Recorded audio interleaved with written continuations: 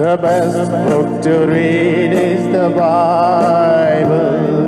The best book to read is the Bible. If you read it every day, it will help you all the way. Oh, the best book to read is the Bible. Dear brothers and sisters in the Lord, ప్రభునందు ప్రియమైన సహోదరి సహోదరులారా, today's verse for our meditation is taken from the book of Psalms 119 and verse 108. నేటి దిన మన ధ్యానం కొరకు 119వ కీర్తన 108వ వచనం నుండి తీసుకొనబడింది. Accept, I beseech thee, the freewill offerings of my mouth. యెహోవా, నా నోటి స్వేచ్ఛార్పణలను అంగీకరించుము.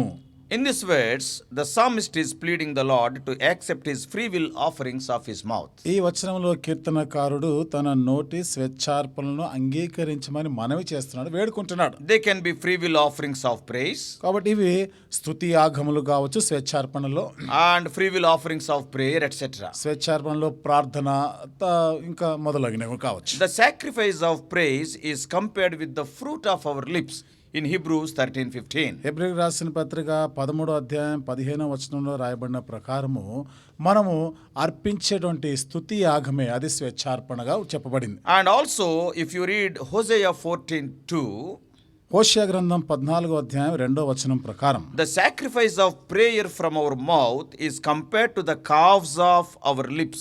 ఇక్కడ మనం గమనిస్తే ఈ మాటలు మనం చూద్దాము. ఎడ్లకు బదులుగా నీవు మా పెదవులను అర్పించుచున్నాము, నీకు మా పెదవులను అర్పించుచున్నాము, నీవు అంగీకరింపదగినవి అవే మాకున్నవి. These are the spiritual offerings which all Christians must offer to God. కాబట్టి ప్రతి క్రైస్తవుడు దేవునికి అర్పించదగినటువంటి ఆత్మ సంబంధమైన అర్పణ. And they must be free will offerings. ఇవి స్వేచ్ఛార్పణలుగా ఉండాలి, ఇష్టపూర్వకంగా ఇచ్చినదే ఉండాలి. We must offer them frequently and also cheerfully and also abundantly. తరచుగాను, ఉత్సాహంగాను, అధికముగాను మనం అర్పించు వారమై ఉండాలి. 2 Corinthians 9:7, కొరింథీయులకు రాసిన 2వ పత్రిక 9:7లో we know the Lord loveth the cheerful giver. ఉత్సాహంగా ఇచ్చు వారిని దేవుడు ప్రేమించును అని ఉంది. The idea is that it is not by compulsion that the offering is brought.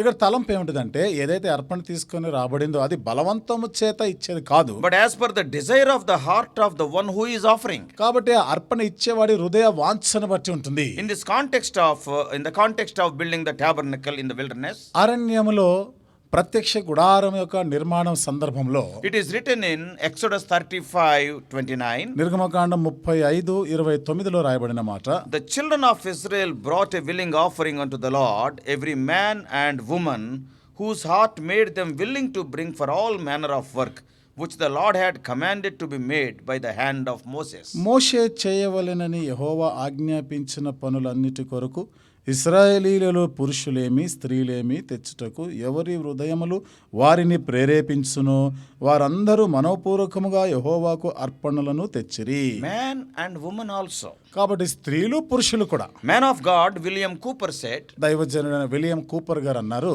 there is nothing so small but if it come from a good heart, కాబట్టి ఒక మంచి దయగల హృదయం నుండి వచ్చేది అది ఏదైనా కానీ అది చిన్నది కాదు, God will accept it. దేవుడు దానిని అంగీకరిస్తాడు. The widow's mite he accepted. చూడండి, ఆ విధవరాలు ఇచ్చినటువంటి చిన్నది 2 కాసులే దేవుడు అంగీకరించాడు. A cup of cold water God accepts. చూడండి, ఒక గిన్నెడు చన్నీళ్ళని దేవుడు అంగీకరిస్తున్నాడు. Yes, the praise of our lips, although it has no other external oblation joined with it. కాబట్టి మన పెదవులతో అర్పించే స్తుతి యాగంతో ఇక వేరేది ఏది కూడా కలిసేటట్టు లేదు అక్కడ.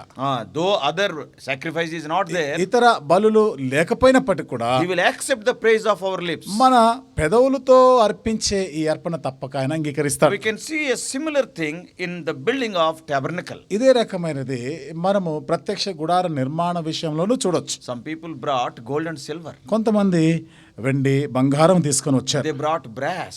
వారు ఇత్తడి కూడా తీసుకొని వచ్చారు. Some people brought blue, purple and scarlet and fine linen. కాబట్టి కొంతమంది ఏమో ఊదా రంగుని తీసుకొని వచ్చారు, ఆ వస్త్రాలని సన్నపు నార వస్త్రాలు వీటిని తీసుకొని వచ్చారు. Some people brought goat's hairs. కొంతమంది మేక వెంట్రుకలను తీసుకొని Some people brought ram's skins. కొంతమంది ఏమో గొర్రె చర్మములు తీసుకొని Some వచ్చారు. people badger's skins. కొంతమంది ఏమో Samudra. సముద్ర వత్సల తోళ్ళని తీసుకొని Some people brought shittim wood. కొంతమంది ఏమో మరి తుమ్మకర్రని తీసుకొని Some people brought oil and spices. కొంతమంది నూనె తీసుకొని వచ్చారు, కొంతమంది మరి సుగంధ ద్రవ్యాలను Some తీసుకొని people brought onyx stones, very costly stones, and others normal stones and mirrors also. కొంతమంది చాలా ఖరీదైనటువంటి రాళ్లను తీసుకొని వచ్చారు, కొంతమంది అద్దములను తీసుకొని వచ్చారు. ఆ విధంగా తీసుకొని So వచ్చారు. different people brought different kinds of things, but with free will. కాబట్టి వేరు వేరు ప్రజలు వేరు వేరు వస్తువులను తీసుకొని వచ్చారు, కానీ వారు హృదయపూర్వకంగా మనోపూర్వకంగా తీసుకొని వచ్చారు. To be frank, వాస్తవంగా చెప్పాలంటే what is it that we give to God? అసలు మనం దేవునికి ఇచ్చేది ఏమిటి? Have we anything to give but that which we have received from Him? చూడండి, ఏదైనా మనదంటే ఏమైనా ఉందా? దేవుని యొద్ద నుండి పొందిన దానిలో ఉన్నది కదా. We have to join our voices with David when he says, దావీదు చెప్తున్నప్పుడు తన స్వరంతో మనం స్వరం కలిపి ఈ విధంగా చెప్పాలి. in 1 Chronicles 29:14, మొదటి దినవృత్తాంతముల గ్రంథం 29:14 అంటాడు. what David is telling, దావీదు ఏమని చెప్తున్నాడు? O Lord, all things are of thee, and of thine own have we given thee again. సమస్తములు నీ వలననే కలిగెను గదా, నీ స్వసంపాద్యములో కొంత మేము నీకు ఇచ్చి ఉన్నాం. May this fact humble us. ఈ సత్యము మనం ఎంతో దీనులుగా చేయనుగాక. When we see the Lord, మనము ప్రభువుని He చూసినప్పుడు is all sufficient, ఆయన చాలినటువంటి దేవుడు ఆయన. and He stands in need of nothing we can give Him. కాబట్టి మనము ఆయనకి ఏమి కూడా మనదంటూ ఏమి లేదు ఇవ్వడానికి. The whole creation is His. సృష్టి అంతా ఆయనదే కదా. As for us, we are poor creatures. మన మాటకు వస్తే మనం ఎంతో దీనులమైనటువంటి సృష్టి మాత్రమే. We are living at His mercy and by His liberality. ఏదో ఆయన యొక్క స్వేచ్ఛ, ఆయన యొక్క కనికరాన్ని బట్టి మనం జీవిస్తున్నాం. In one sense, we are dependent on all the rest of creation. ఒక విధంగా చెప్పాలంటే మనము మిగతా సృష్టి అంతటిపైన ఆధారపడి బ్రతికే వాళ్ళం. From sun and moon, సూర్యుడు, చంద్రుడు, from the air, గాలి, the water and the earth, నీళ్లు, భూమి మీద, even from the fowls of the air and fishes, అంతేకాకుండా ఆకాశంలో ఎగిరే పక్షులు, చేపల పైన even ఆధారపడి, from the worms also we are depending upon. అంతేగా పురుగుల పైన కూడా ఆధారపడే బ్రతికే వాళ్ళమే మనం. How? ఏ విధంగా అంటారు? Some give us light, కొన్ని ఏమో మనకు వెలుగునిస్తాయి. sun and moon are there. సూర్యుడు, చంద్రుడు ఉన్నారు వాటిలో. Some give us meat, కొన్ని ఏమో మనకి ఆహారం ఇస్తున్నాయి, the animals and the fishes like that. జంతువులు, అలాగే చేపలు కానీ. And some give us clothes, కొన్ని ఏమో మనకి వస్త్రాలు ఇస్తాయి. and we ultimately are beggars. చివరికి మన మాటకు వస్తే మనం అడుక్కునే వాళ్ళమే. In such a situation, what do we have that we can give unto God? ఇలాంటి పరిస్థితుల్లో దేవుడికి ఇవ్వడానికి అసలు మన దగ్గర ఏముందంట? So these facts must teach us how ready we should be to make use of all occasions of thankfulness and spiritual worship. ఈ సత్యాలు మనల్ని అన్ని సందర్భాల్లో ఆత్మ సంబంధమైనటువంటి ఆరాధనలు ఆయన అర్పించడానికి సంసిద్ధంగా ఉండాలి. And we must be eager to offer these free will offerings of praise and worship. ఈ స్వేచ్ఛార్పణమైనటువంటి స్తుతి యాగము, ఆరాధన మనం అర్పించడానికి సంసిద్ధంగా ఉండాలి. Besides our vowed sacrifices, చూడండి, మన మొక్కుబడులు కాక and there are some instituted sacrifices. God has instituted them. మరి కొన్ని మనం అర్పించవలసినవిగా దేవుడు చెప్పిన అర్పణలు ఉన్నాయి. And some of the offerings are when God blesses us in a special way or special blessings, then some free will offerings. కొన్ని అర్పణలు దేవుడు మనల్ని ప్రత్యేకమైన విధానంలో ఆశీర్వదించినప్పుడు అప్పుడు దేవునికి మనం అర్పించవలసిన అర్పణలు కొన్ని ఉన్నాయి. Sometimes when we are delivered from dangers. కొన్నిసార్లు మనము అపాయాల నుండి తప్పించబడినప్పుడు. So all of these are free will offerings. ఇవన్నీ కూడా స్వేచ్ఛార్పణలే. These free will offerings of praise and worship are from our heart, spelt through our mouth. కాబట్టి ఈ స్తుతి, ఆరాధన అనే ఈ స్వేచ్ఛార్పణలు మన హృదయములో నుండి, పెదవుల నుండి రావాలి. God values them much. దేవుడు వాటికి ఎంతో విలువిస్తాడు. In this small verse for our meditation today, నేటి దిన మన ధ్యానం కొరకైన ఈ చిన్న వచనంలో the psalmist is offering prayer, praise, confession and testimony. కీర్తనకారుడు ప్రార్థన, స్తుతి, ఒప్పుకోలు, సాక్ష్యం గురించి He is మాట్లాడుతున్నాడు. presenting these things with his voice in the presence of audience. కాబట్టి ప్రజలందరి సమక్షంలో తన గళమెత్తి చెప్తున్న మాట. And he is pleading God to accept his offerings.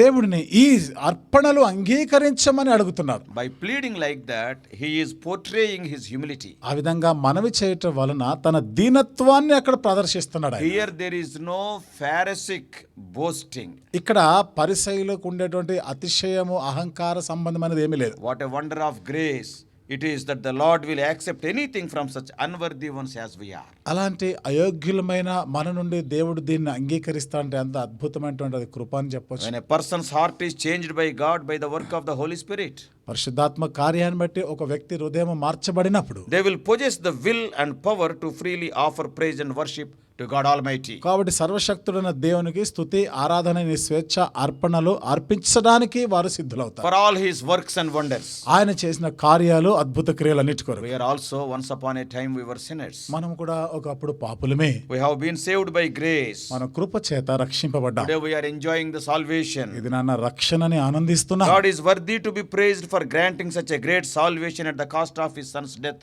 burial and resurrection. తన కుమారుని యొక్క మరణము, భూస్థాపన, తిరిగి లేచిన పునరుత్థానాన్ని బట్టి మనము అర్పించేటువంటి ఈ ఆరాధనలన్నిటికీ ఆయన యోగ్యుడు. He need not demand it. కాబట్టి దాన్ని ఆయన ఏమి కోరవలసిన అవసరం లేదు. His sacrifice must motivate us to offer the free will offering of praise and worship from the bottom of our hearts. ఆయన యొక్క బలియాగము మన హృదయాంతరంగం నుండి ఈ స్తుతి ఆరాధన అర్పించేటట్లుగా ఉండాలి. Let our hearts through our lips spell out this spontaneous expression of gratitude. కాబట్టి మన హృదయంలో నుండి ఈ పెదవుల గుండా మన యొక్క కృతజ్ఞత, దేవునికి మన స్తుతి ఆరాధన ఇవి బయటికి వచ్చిన గాక. Man of God Charles Spurgeon said a beautiful quotation. దైవజనుడు చార్లెస్ స్పర్జన్ గారు ఒక మంచి మాట చెప్పినారు.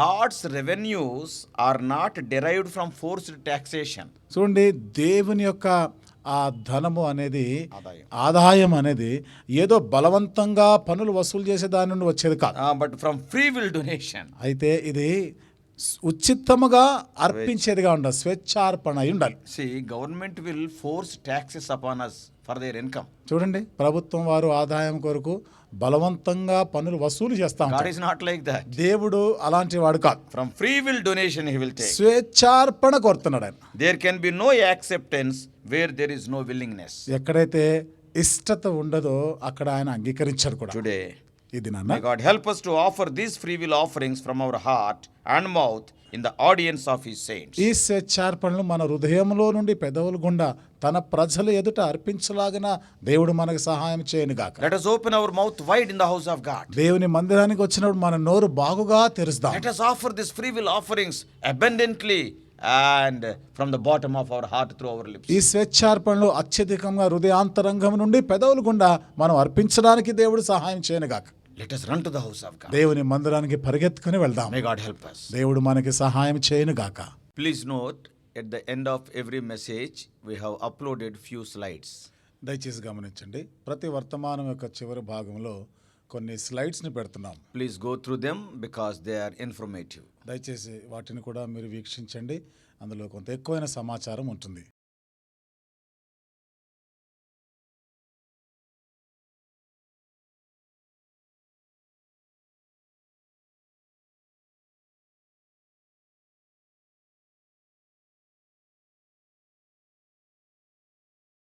God bless you all.